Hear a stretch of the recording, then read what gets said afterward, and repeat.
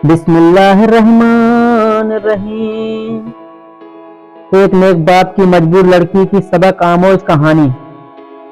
एक आदमी जिसका नाम रहीम था, जो बहुत नेक और शरीफ इंसान था, जिसने कभी अपनी जिंदगी में किसी गैर औरत को बुरी निगाह से नहीं देखा।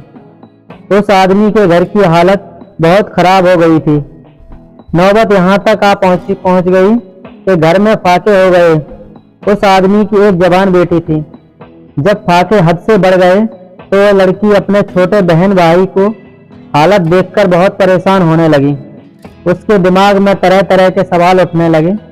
उसने सोचा कि क्यों ना मैं घर से निकलकर किसी काम की तलाश करूं, जिससे मैं अपने घर वालों का पेट भर सकूं। उस लड़की ने यह सोचकर घर से बाहर अपने कदम निकाल लिए और काम की तलाश में बाजार में निकल पड़ी।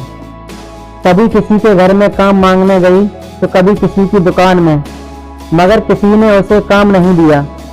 वह थक हार कर अपने घर वापस लौट आई।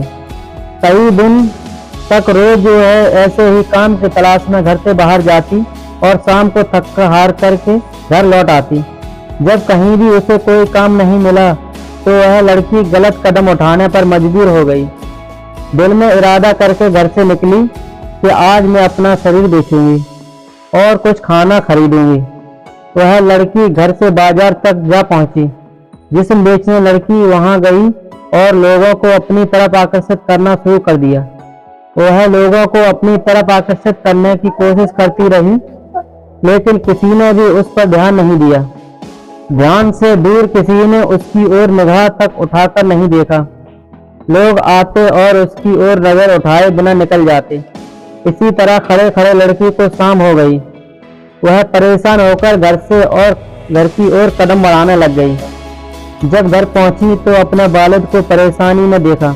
दरवाजे पर बाप ने बेटी को देखा और पूछा, बेटी कहाँ गई थी?